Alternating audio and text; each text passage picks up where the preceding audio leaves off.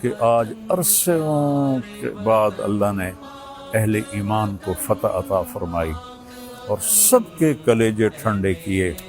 مجھے پتہ نہیں کہ یہ اس آپریشن کا نام کس نے رکھا ہے، بنیان مرصوص۔ سبحان اللہ، میں ان کو سلام کرتا ہوں جنہوں نے یہ نام رکھا ہے۔ اور آج اللہ تعالیٰ کا فضل ہے، اللہ نے ہمیں عزت دی۔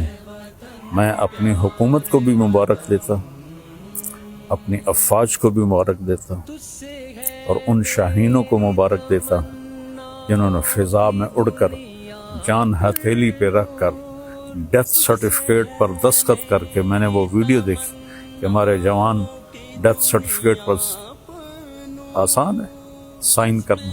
تو آج کے میڈیا نے، چونکہ یہودیوں کے ہاتھ میں ہے، انہوں نے مسلمانوں کو کہہ دیا یہ دہشت گرد ہیں، ہندوؤں نے کہا آتنکوادی ہیں۔ تو میرے بھائیو، میں پوری دنیا کے انسانوں سے کہہ رہا ہوں، اسلام امن کا مذہب ہے، محبت کا مذہب ہے۔ ہم کبھی پہل نہیں کرتے، ہم کبھی پہل نہیں کرتے۔ اور ہندوستان والوں سے کہتا ہوں، اچھے ہمسائے بن کر رہو۔ ہمارے تو ہمسائے کے اتنے حقوق بتائے ہیں ہمارے نبی نے کہ جس کی کوئی حد کوئی نہیں۔ آپ اچھے ہمسائے بن کے رہو تو ہمیں آپ سے کیا قرض ہے؟ آپ کا بھی نفع ہے، ہمارا بھی نفع ہے کہ ہم اس نفرت سے اور اس جنگ سے باز رہیں۔ جس نے اس آپریشن کا نام رکھا ہے بنیان مرصوص۔ اور اس کے بعد میں عرض کرتا ہوں حکمرانوں سے جو اس وقت ہیں، جو اقتدار میں ہیں، طاقت میں ہیں، پورے قوم کو بنیان مرصوص بنا دیں، اور یہ جو سیاسی اختلاف ہیں اس کو دشمنی تک نہ لے جائیں۔ لوگوں کو آزادی دیں کہ آزادی سے وہ سیاست کر سکیں، تو ہم پھلیں گے، پھولیں گے۔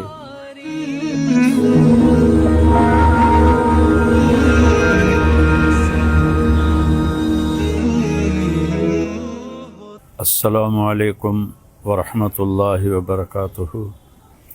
بسم اللہ الرحمن الرحیم، والصلاة والسلام علی رسولہ الکریم وعلی آلہ واصحابہ اجمعین، اما بعد، فاعوذ باللہ من الشیطان الرجیم، بسم اللہ الرحمن الرحیم، ان ینصرکم اللہ فلا غالب لکم،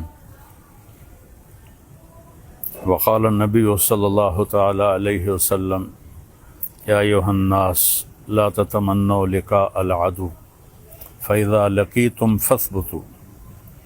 میرے محترم پاکستانی بہن بھائیوں اور پوری دنیا کے اہل اسلام جو مدتوں سے آگ و خون میں جل رہے تھے، اللہ نے ایک معجزہ دکھایا اور اپنے سے 10 گنا بڑے دشمن کو اللہ تعالیٰ نے خاک میں ملا دیا اور ان کے غرور کو زمین میں دفن کر دیا، اور اللہ تعالیٰ نے اپنے بندے کی مدد فرمائی۔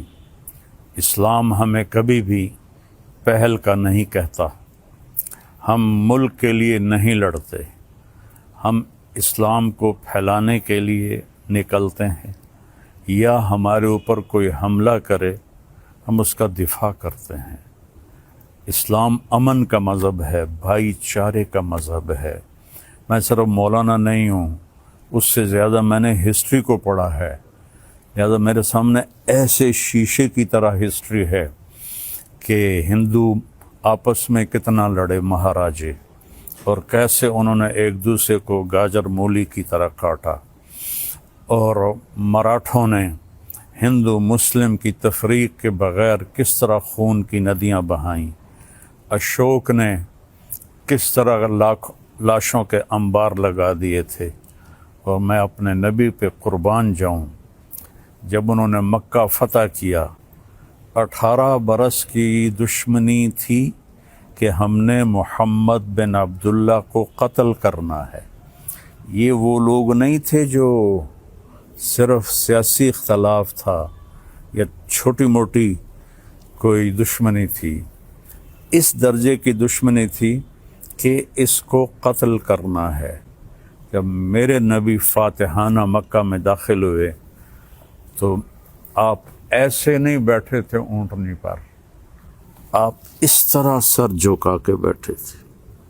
آپ کے پیچھے حضرت اسامہ بن زید بیٹھے تھے، آپ کی لیفٹ سائڈ پر حضرت ابو بکر رضی اللہ تعالی عنہ کی اونٹنی تھی، اور آپ کے لیفٹ پر حضرت اسید بن حضیر رضی اللہ تعالیٰ عنہ تھے، اور حضرت عمر رضی اللہ عنہ صفوں کو سیدھا کرتے ہوئے چل رہے تھے۔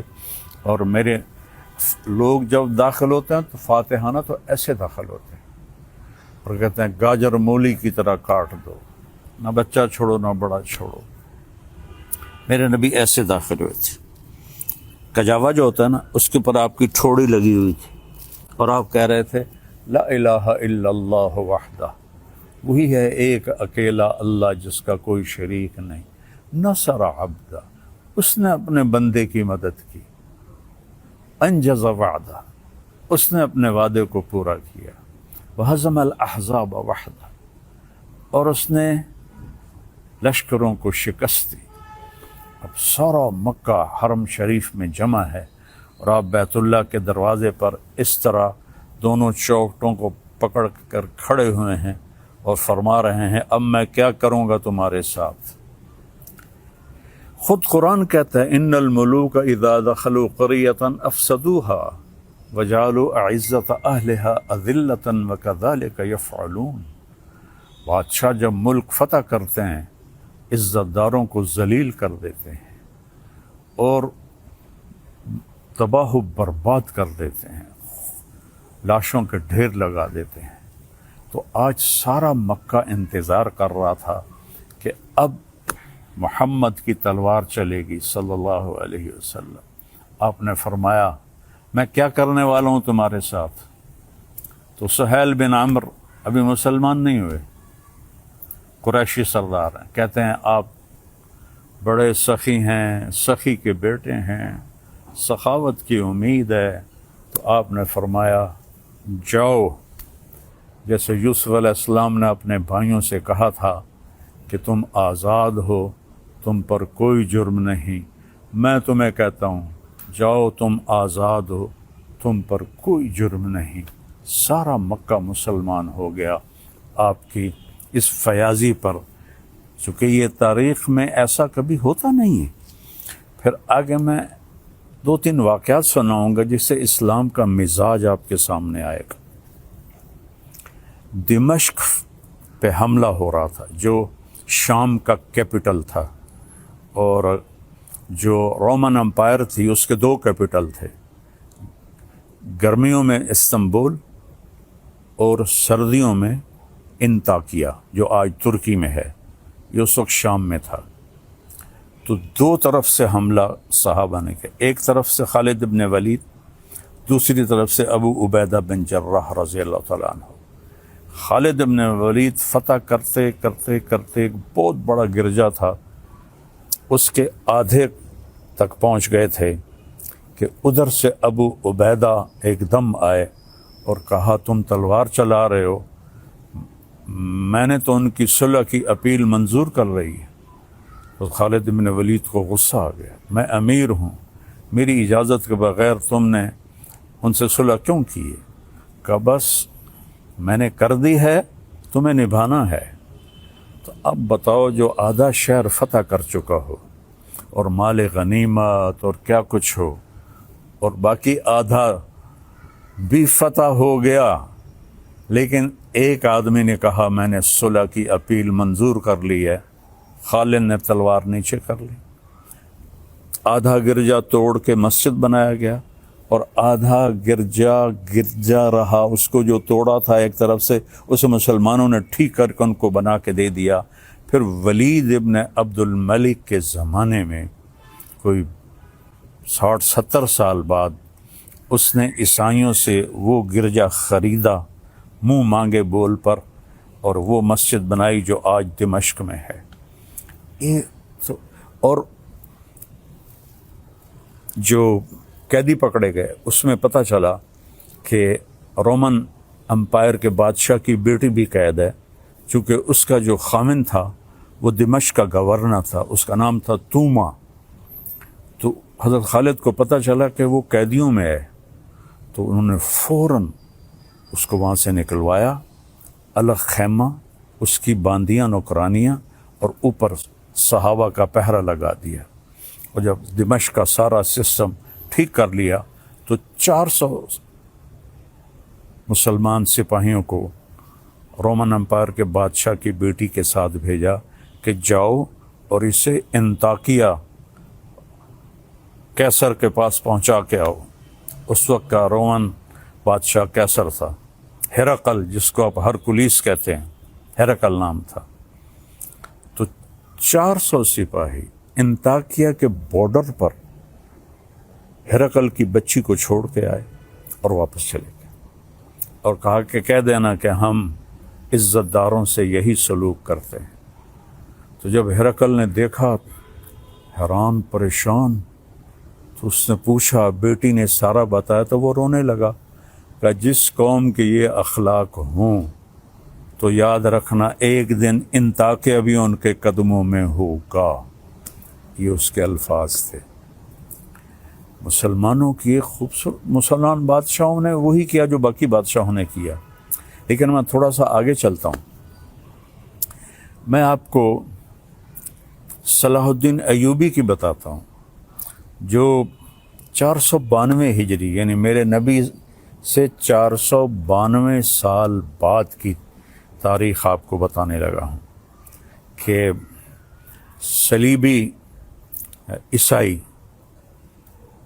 پادری نے پورے یورپ کو آگ لگا دی کہ یروشلم آزاد کراؤ، فلسطین آزاد کراؤ۔ ایک بہت بڑا لشکر نکلا۔ اس وقت بغداد پہ جو خلافت تھی وہ بڑی کمزور تھی۔ مستظہر باللہ ایک خلیفہ تھا جو اس وقت وہاں حکمران تھا، لیکن غلبہ وہاں سلجوکیوں کا تھا۔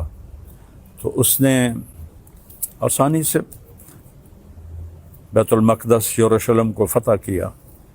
اس کا نام تھا گاڈ ہمفرے، اور اس خبیث نے کہا جب تک مسلمانوں کا خون میرے گھوڑے کے سینے تک نہیں آ جاتا قتل عام جاری رکھا جائے۔ تو اس وقت یہودی بھی آباد تھے اور مسلمان بھی آباد تھے اور عیسائی بھی آباد تھے۔ عیسائیوں کو چھوڑ دیا اور یہودیوں اور مسلمانوں کو اتنا قتل کیا کہ گلیوں میں ان کا خون بہنے لگا۔ آخر پادریوں نے وہ خون بالٹی میں بھر کے اس کے گھوڑے کے سینے پر مارا کہ چل تیری قسم پوری ہو گئی کہ مسلمانوں کا خون تیرے گھوڑے کے سینے سے لگ گیا۔ تب اس نے تلوار نیچے کی۔ 1099 اور 1187 میں یعنی 88 سال کے بعد جب صلاح الدین ایوبی رحمۃ اللہ علیہ نے فلسطین کو فتح کیا تو سارے مسلمان غصے سے بھرے ہوئے تھے، فوجی، کہ ہم بھی ان کو ایسے ہی قتل کریں گے جیسے انہوں نے ہمارے مسلمانوں کو قتل کیا تھا۔ اس سے پہلے ایک جنگ ہوتی ہے، جنگ حطین، جس میں سارے عیسائی بادشاہ یورپین اور مقامی 60,000 کا لشکر، اور صلاح الدین ایوبی کے پاس 20,000 کا لشکر تھا۔ تو اس نے صلاح الدین نے ان کو گاجر مولی کی طرح کاٹ دیا۔ بادشاہ سارے گرفتار ہو گئے۔ اس نے سب بادشاہوں کو عزت دی، صرف ایک کو قتل کیا، ریجنالڈ، جس نے 2 دفعہ حاجیوں پہ حملہ کیا تھا۔ یہ کرک اردن کے شہر کا حکمران تھا اور حج کا راستہ کرک سے جاتا تھا، تو اس نے 2 دفعہ حاجیوں کو قتل کیا اور کہا بلاؤ اپنے محمد کو۔ تو صلاح الدین نے اسے پیشکش کی ایمان، مسلمان ہو جاؤ۔ انہوں نے کہا میں نہیں ہوتا۔ انہوں نے کہا ہم یہ بادشاہوں کے ساتھ، اس نے کہا میں نے 2 دفعہ قسم کھائی تھی تیرے قتل کرنے کی جب تو نے حاجیوں پہ حملہ کیا تھا، تو آج محمد نہیں آ رہا، آج محمد کا ادنا غلام آ رہا ہے۔ اس نے ایسے وار کیا اور اس کی گردن پیچھے لٹک گئی۔ باقی سارے بادشاہ کانپنے لگے۔ اس نے کہا ڈرو نہیں، ہمارا مذہب ہمیں یہ نہیں سکھاتا، ہم بادشاہوں کو، عزت داروں کو ہم عزت دیتے ہیں، لیکن یہ بہت حد سے آگے بڑھ گیا تھا، اس لیے میں نے اس کو قتل کیا ہے۔ پھر آ کر انہوں نے یروشلم کو گھیر لیا، اور وہاں تو فوجی کوئی نہیں تھی، چند سپاہی تھے، تو آ گئے جی ہم نے صلح کرنی۔ صلاح الدین نے کہا صلح کس بات کی، اب تو میں فتح کر چکا ہوں، اب تو میں اس پر فاتحانہ داخل ہوں گا، میں اس پر فاتحانہ داخل ہوں گا۔ جب فاتحانہ داخل ہوں گے تو غلام، باندیاں، مال غنیمت، کتنا کچھ تھا۔ تو انہوں نے منتیں کی کہ مہربانی کریں آپ ہمیں معاف کر دیں۔ تو آپ 88 سال پہلے دیکھیں کہ قتل عام سے گلیاں بھر گئیں، اور 88 سال بعد ایک مسلمان جو اپنے نبی سے 400 کوئی 500 سال بعد آیا ہے، اس نے کہا اچھا ٹھیک ہے، میرے لیے میری طرف سے سب کو اجازت ہے، جو جانا چاہتے ہیں اور جتنا سامان لے جانا چاہتے ہیں وہ بھی لے جائیں، اور فدیہ، تھوڑا سا فدیہ رکھا۔ تو جو مالدار تھے وہ اس کا ہر جانا اور وہ جرمانہ دیتے ہوئے نکلتے گئے، پیچھے غریب عیسائی رہ گئے، ان کا ہر جانا صلاح الدین نے اپنی جیب سے دیا، اور کچھ باقیوں نے کہا جی ہم رہنا چاہتے ہیں، کہا بسم اللہ رہو۔ نہ کسی گرجے کو نقصان پہنچایا، نہ کسی عیسائی پر تلوار اٹھائی۔ یہ میرا اسلام ہے، یہ میرے نبی کا بتایا ہوا دین ہے جو ایک اللہ کی دعوت دیتا ہے۔ تاریخ تو بہت لمبی ہے، میں نے 3 واقعے بتا دیے، ایک اپنے نبی کا، ایک صحابہ کا، اور ایک 500 سال کے بعد ایک بادشاہ کا۔ اور اس کے بعد میں سارے اہل پاکستان کو مبارک دیتا ہوں، سارے بہن بھائیوں کو مبارک دیتا ہوں، وہ مسلم ہیں، عیسائی ہیں، ہندو ہیں، سکھ ہیں، جو بھی ہیں، سب کو مبارکباد دیتا ہوں کہ آج عرصوں کے بعد اللہ نے اہل ایمان کو فتح عطا فرمائی اور سب کے کلیجے ٹھنڈے کیے۔ یہ ہمیں دہشت گرد کہتے ہیں، دہشت گرد تو کم بخت یہ ہیں۔ آپ کو پتہ ہے جب دوسری جنگ عظیم ہوئی ہے تو کون تھا شروع کرنے والا؟ ہٹلر 1940 میں، 1945 میں کم بخت نے خودکشی کی۔ کتنے لوگ مرے؟ 8 کروڑ، 8 کروڑ لوگ مرے دوسری جنگ عظیم میں۔ پہلی جنگ عظیم 1914 میں شروع ہوئی، 2 کروڑ لوگ مرے، اس وقت آبادی تھوڑی تھی۔ تو سب سے بڑے دہشت گرد تو یہ ہیں، 8 کروڑ عیسائی آپس میں ٹکرائے۔ اتنا قتل عام تو کسی مسلمان نے نہیں کیا۔ مسلمانوں میں بھی ظالم آئے، میں ان کی کبھی وکالت نہیں کروں گا۔ تیمور لنگ بدبخت بہت ظالم تھا، اس نے 33 ملک فتح کیے۔ تو آج کے میڈیا نے، چونکہ یہودیوں کے ہاتھ میں ہے، انہوں نے مسلمانوں کو کہہ دیا یہ دہشت گرد ہیں، ہندوؤں نے کہا آتنکوادی ہیں۔ تو میرے بھائیو، میں پوری دنیا کے انسانوں سے کہہ رہا ہوں، اسلام امن کا مذہب ہے، محبت کا مذہب ہے۔ ہم کبھی پہل نہیں کرتے۔ ہٹلر مسلمان نہیں تھا، عیسائی تھا، اور اس نے 8 کروڑ، اور مسولینی اٹلی والا 8 کروڑ انسانوں کے قتل کا وہ ذریعہ بنے۔ اور لینن اور سٹالن، انہوں نے سوشلزم کو زبردستی نافذ کرنے کے لیے 2 کروڑ انسانوں کا قتل کیا۔ ابھی تاریخ موجود ہے، پڑھ لیں آپ لوگ۔ 1924 کے 27 میں لینن کا انتقال ہوا تھا، 1953 میں سٹالن کا انتقال ہوا تھا۔ خون کی ندیاں بہا دی، الزام ہمارے اوپر، اور آج اللہ تعالیٰ کا فضل ہے، اللہ نے ہمیں عزت دی۔ میں اپنی حکومت کو بھی مبارک دیتا ہوں، اپنی افواج کو بھی مبارک دیتا ہوں، اور ان شاہینوں کو مبارک دیتا ہوں جنہوں نے فضا میں اڑ کر، جان ہتھیلی پہ رکھ کر، ڈیتھ سرٹیفکیٹ پر دستخط کر کے، میں نے وہ ویڈیو دیکھی کہ ہمارے جوان ڈیتھ سرٹیفکیٹ پر، آسان ہے سائن کرنا، اور ہمارا ایک جہاز تھا، ان کے 10 جہاز تھے، ان کا ہر نشانہ خطا گیا، ہمارے سارے نشانے صحیح لگے، یہ ہے نصر من اللہ و فتح قریب۔ تو میری افواج پاکستان، ان کے سربراہان، ان کے سپاہی سے لے کر اور رینجر سے لے کر تمام کو، یہ میرے ہاتھ اٹھے ہوئے ہیں، اللہ آپ کو سلامت رکھے اور اللہ اس ملک کو سلامت رکھے اور اس میں امن قائم ہو، اس میں مذہبی اختلاف ختم ہو، یہ علماء سے کہہ رہا ہوں، سیاسی اختلاف ختم ہو، یہ سیاسی جماعتوں سے اختلاف تو رہے گا، دشمنی نہ ہو، دشمنی نہ ہو، ایک ہو کے رہیں۔ اور ہندوستان والوں سے کہتا ہوں اچھے ہمسائے بن کر رہو، ہمارے تو ہمسائے کے اتنے حقوق بتائے ہیں ہمارے نبی نے کہ جس کی کوئی حد کوئی نہیں، آپ اچھے ہمسائے بن کے رہو تو ہمیں آپ سے کیا غرض ہے، آپ کا بھی نفع ہے ہمارا بھی نفع ہے کہ ہم اس نفرت سے اور اس جنگ سے باز رہیں۔ اللہ کی قسم مسلمان کسی سے نفرت نہیں کرتا، سب سے اس کے دل، سب کے لیے اس کے دل میں ہمدردی ہوتی ہے۔ یہ نفرت سے توبہ کریں۔